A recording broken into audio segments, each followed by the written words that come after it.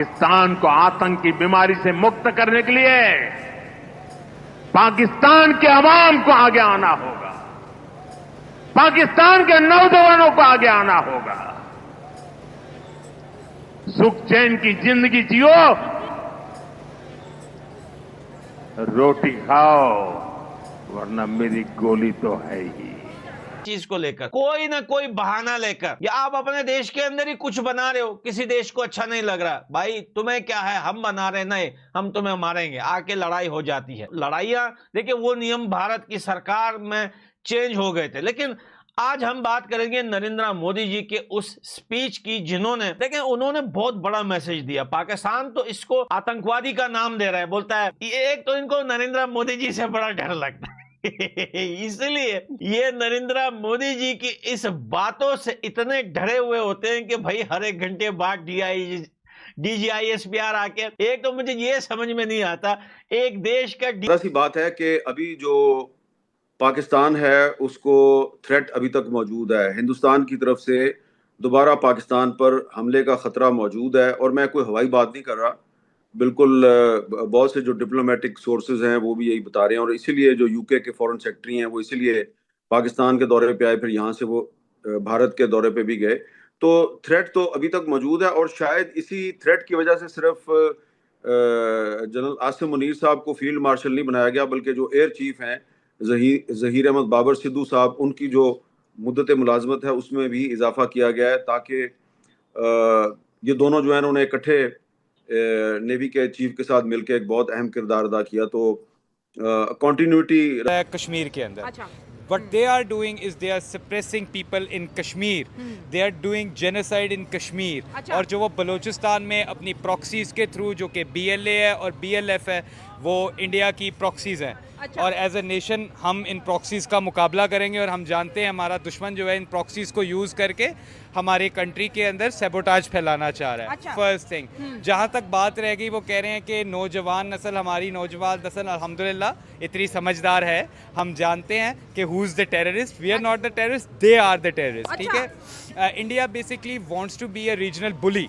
भारत चाहता है कि पाकिस्तान को वो थप्पड़ मार के चुप करा देगा, तो ऐसा नहीं होगा। अगर उनके पास फौज है तो पाकिस्तान के पास भी इतनी कैपेबिलिटी। काम तबाह करने पर तुल गया था, ये उनके वार का नतीजा है किरण। जी बिल्कुल, और वो कहते हैं ना, झपटना पलटना, पलट कर झपटना। तो हम बेसिकली जो इंडिया की तरफ से जब रफेल आ रहे थे, उस दिन भी हम इसी तरह से डिफेंसिव होते हुए हमने अपना एग्रेशन दिखाया था, और आज भी हमने डिफेंसिव पोजीशन ली। और उसके बाद जो हमने अपना एग्रेशन दिखाया है, तो वो एग्रेशन ऐसा है कि भारत इस वक्त कंफ्यूज है कि पाकिस्तान की जानिब से कैसा सरप्राइज दिया जा रहा है। क्योंकि एक तरफ तो हम जो चीजें रिपोर्ट कर रहे हैं, जो हम बता रहे हैं कि कहां कहां पर किस किस तरह से हमने निशाने लिए हैं, किस किस तरह से वो वाले मकामात जहां पर जिसके जरिए भारत ने पाकिस्तान में अटैक करने की कोशिश की थी, उसको हमने टारगेट किया है। लेकिन भारत की जानिब से किस किस्म की कंफ्यूजन है, वो इतने परेशान है, इतने नालायक है, इतने निकम्मे। प्राइम मिनिस्टर मोदी ने कल ये कहा कि रोटी खाओ वरना मेरी गोली तो है ही। ये बहुत बड़ी बात उन्होंने की, और पाकिस्तान इस मसले को इंटरनेशनली लेके जाना चाहता है, और कह रहा है कि देखें, इसे ही दहशतगर्दी कहते हैं, ये ही दहशतगर्दी है कि एक मुल्क का वजीर आज़म दूसरे मुल्क के लोगों को कह रहा है कि मैं तुम्हें मार दूंगा। यही कह रहे हैं, और तो कुछ नहीं कहा। इंडिया के अंदर लोग बड़े खुश हैं, they are very happy over this. Pakistan कहता है ये रेकलेस प्रोवोकेशन है। Pakistan calls this as a reckless provocation.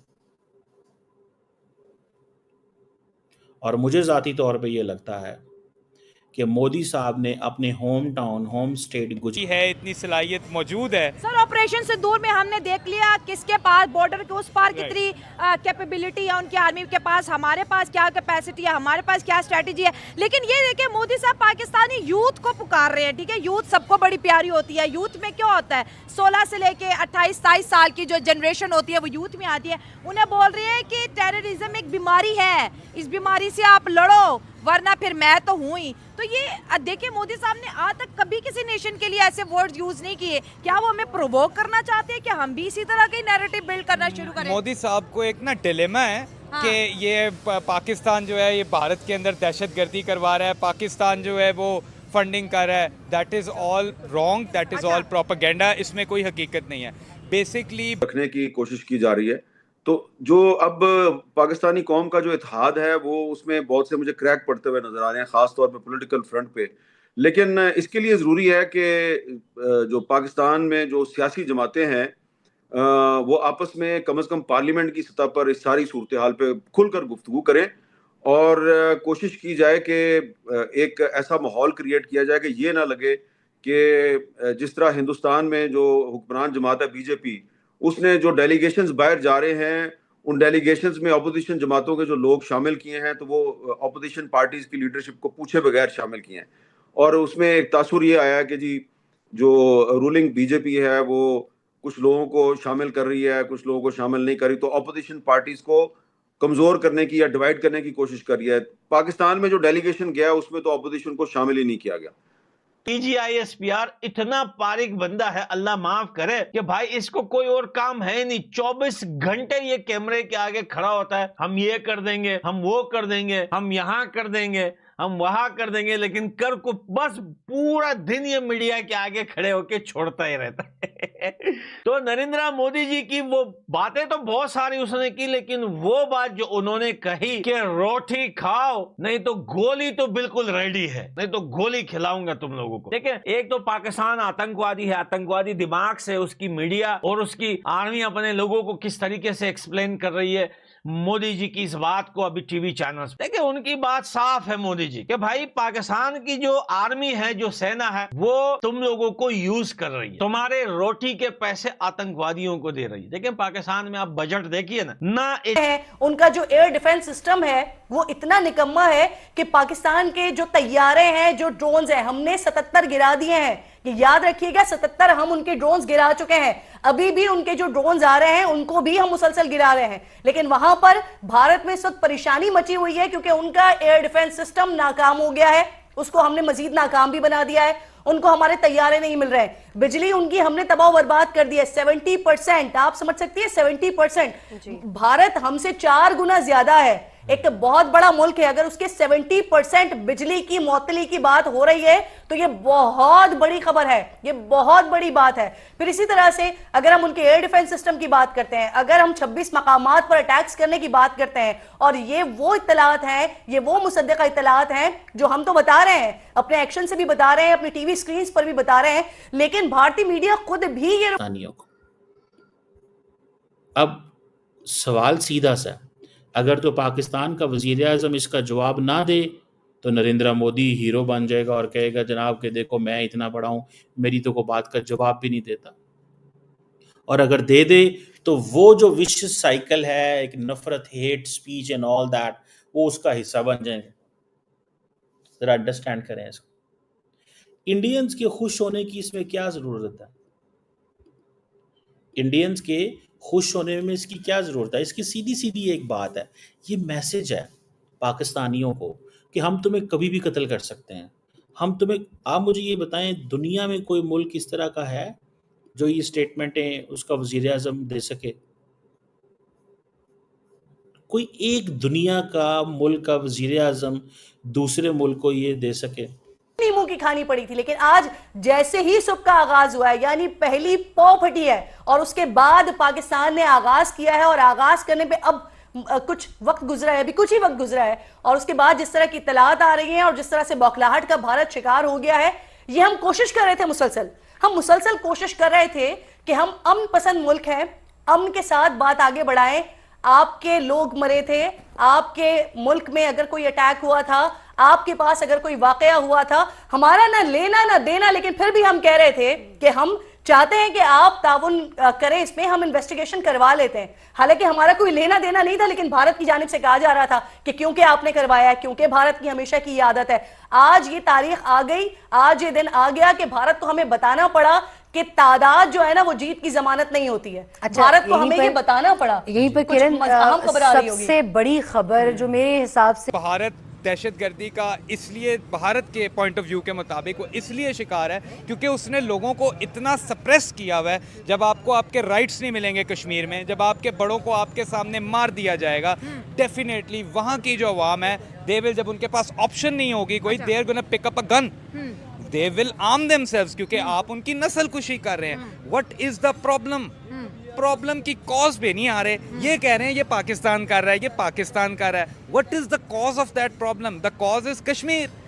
जो कश्मीरी लोगों का हक है वो उनको दिया जाए, कश्मीर पे जुल्म ना किया जाए।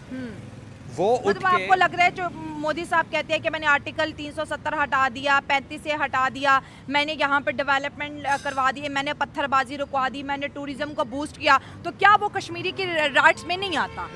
बिल्कुल, उसने वो रिवोक करके बहुत गलती की, उसने गलत किया जो कि उसको नहीं। एजुकेशन को बजट जाता है ना, स्कूल यूनिवर्सिटीज को जाता है ना, वहां पे बच्चों को, कितने करोड़ बच्चे इनके जो है पढ़ते नहीं है पाकिस्तान के अंदर, सड़कों पे कचरे जमा कर रहे हैं। कल एक न्यूज आई थी, इथोपिया एक देश है, वो कह रहे हैं कि पता नहीं दुनिया के सबसे लास्ट में या पता नहीं कौन से नंबर पे इतना गरीब देश है, वहां के जो है पीएम ने, प्रेसिडेंट ने ये कल ये न्यूज दी है कि भाई हम पाकिस्तानियों को डिपोर्ट कर रहे हैं। भाई हमारे इधर खुद इतनी गुर्बत, इतने गरीब लोग हैं, पाकिस्तानी आके हमारी सड़कों पे भीख मांग रहे हैं। यानी कि ये इतने बेगैरत हैं कि इतने, देखिए अब अगर गल्फ कंट्रीज में ये मांगते थे तो वहां इनको कुछ मिल भी जाता था, लेकिन वहां पे बांडा फूट गया।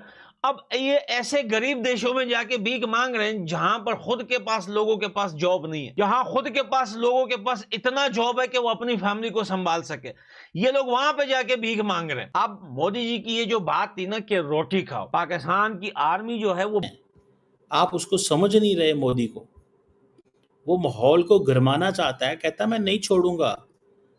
अगर वो ये इन सवालों के जवाब दे दें, इन सवालों को देखें, इसको जरा समझें, अगर इन सवालों के जवाब दे दे कोई, तो उन्होंने कहना लो देखा मैंने फिर कर दिया, मानते हो मुझे मानते हो कि नहीं मानते? तुम समझ रहे हैं कि नहीं? ये मोदी साहब की बड़ी पॉलिटिक्स है, आपको इस पॉलिटिक्स को समझना होगा, और पाकिस्तान के सियासतदानों को इस पे जवाब देना चाहिए, इस पे जवाब देना चाहिए। अगर वो नहीं देते जवाब तो फिर आप समझें कि उनका जो दिल करेगा वो करेंगे, जो दिल करेगा। डिस्कसिंग मिसाइल्स, 1.5 बिलियन डॉलर एक बहुत बड़ी चीज होती है। आज JF-17, जिसको ये नौजायदा बच्चा कहते थे पाकिस्तान की जेट फाइटर्स का, उसने अपने हाइपरसोनिक मिसाइल्स के जरिए S-400 की बैटरी को उड़ा दिया है। S-400 कितनी बड़ी बला है, ये कोई रूस से पूछे या कोई अमेरिका से पूछे, जो इस वक्त उसका 5th जनरेशन बनाने की तैयारियों में, बल्कि 5.5। और इसी वजह से भारत ने आज से 2 साल कबल जब उनसे S-500 की बैटरीज मांगी थी, तो रशिया ने किसी वजह से उनसे कहा था पहले आप हमें S-400 पर अपनी काबिलियत दिखा दीजिए। It's a very privilege diplomatic conversation जो आज हम शायद मजबूरी में दुनिया के सामने ला रहे हैं। मगर पहले फ्रेंच टोस्ट, उसके बाद इजरायली टोस्ट, और अब आपने कहा है कि वो हमें बुली कर रहे हैं, वो हमें प्रोवोक कर रहे हैं, तो आपको क्या लगता है कि पाकिस्तान की लीडरशिप इसका जवाब देगी? क्या हमारा फॉरेन ऑफिस जवाब देगा, या फिर वो जैसे वो पाकिस्तान की फॉरेन पॉलिसी आजकल मैं पढ़ी हूँ, वो क्या कह रहे हैं कि हम एक्ट करेंगे, हम बोलेंगे नहीं, हम साइलेंटली रिएक्ट करेंगे, हमें इन चक्रों में नहीं पड़ना है, इंडिया ने हमें क्या बोला, इंडिया क्या करने जा रहा है। Very good question of yours. Well, जो रिस्पांस होता है वो वेल कैलकुलेटेड होता है। अब जिस तरह पिछली दफ़ा हमने देखा जब इंडिया ने ऑपरेशन बंदर लॉन्च किया था, जब बालाकोट में स्ट्राइक्स हुई थी, तो पाकिस्तान ने जो स्ट्राइक्स की थी दे वर वेरी प्रिसाइज, वो बड़ी कंट्रोल्ड किस्म की स्ट्राइक्स थी। बट इस बार पाकिस्तान ने टिट फॉर टैट का आंसर किया है, यानी कि आपने अपने दुश्मन को 2 गुना ज़्यादा जवाब देना। Why they were hitting Lahore city with their drones, they were hitting air bases, as we know. नूर खान, मोदी जी के एक बयान से पूरी पाकिस्तान मीडिया हैरान। पाकिस्तान मीडिया सोच रहे कि मोदी जी अब क्या करने वाले हैं, पेट पालो रोटी खाओ नहीं तो मेरी गोली। मोदी जी का बयान ने पूरे पाकिस्तान को हैरान कर रख दिया है। पाकिस्तान की जितने पब्लिक है सोच रहे हैं कि अब क्या करने वाले हैं मोदी जी। पहले तो ऑपरेशन सिंदूर, फिर ड्रोन अटैक, फिर यूट्यूबर का चैनल पोस्ट बैन किया, अब क्या करेंगे मोदी जी। मोदी जी के जो अब पाकिस्तान की जो मीडिया है, पाकिस्तान के प्राइम मिनिस्टर हैं, अब माफी मांग रहे हैं मोदी जी से। मोदी जी माफ कर दो, दोबारा गलती नहीं होगी। अब पाकिस्तानी कभी भी भारत से पंगा लेने से पहले 1000 बार सोचेंगे कि हम भारत से पंगा अब भूल कर भी नहीं लेंगे। मोदी जी ने उन्हें पूरी तरीके से बर्बाद कर दिया है। अब पाकिस्तानियों का जो क्रिकेट है, अब क्रिकेट में भी पाकिस्तानी अब बर्बाद हो गए हैं। जो कि पीएसएल करवा रहे थे, पीएसएल अब पूरी तरीके से बर्बाद हो गया था। फाइनल में स्टेडियम में एक भी पब्लिक नहीं दिख रहे थे। मोदी जी रावलपिंडी स्टेडियम में ड्रोन अटैक के बाद इतनी तबाहियां हो गई है पाकिस्तान में कि पाकिस्तान के पब्लिक क्रिकेट देखना नहीं पसंद कर रही है। और इन पाकिस्तानियों का भारत से ही रोजी रोटी चल रहा था।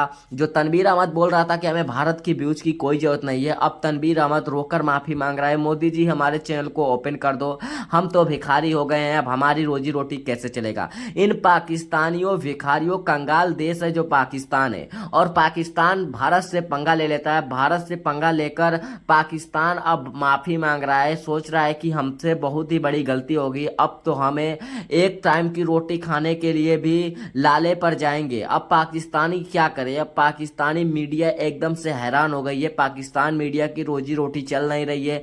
भारत ने एशिया कप खेलने से साफ साफ इनकार कर दिया कि हम पाकिस्तान के साथ एशिया कप नहीं खेलेंगे, और पाकिस्तान को अब उसमें 300 करोड़ रुपए का नुकसान हो गया है। अब भारत अगर एशिया कप पाकिस्तान के साथ नहीं खेलेगा तो 300 करोड़ का नुकसान हो जाएगा। और पाकिस्तान के फाइनल पीएसएल मैच में पाकिस्तान के पास इतने पैसे नहीं थे कि वो डीआरएस करवा ले। जो क्रिकेट में डीआरएस होता है वो भी अब बंद हो गया है। पाकिस्तान के जितने भी मैच होंगे सभी मैचों में डीआरएस को बंद कर दिया गया। अब बांग्लादेश के साथ सीरीज है, कल से शुरू होने वाला है, वो भी बंद हो गया। इन पाकिस्तानियों के पास एक भी रुपए नहीं बचे हैं कि वह अपने क्रिकेट को अच्छा बना सके। अब पाकिस्तानी बैन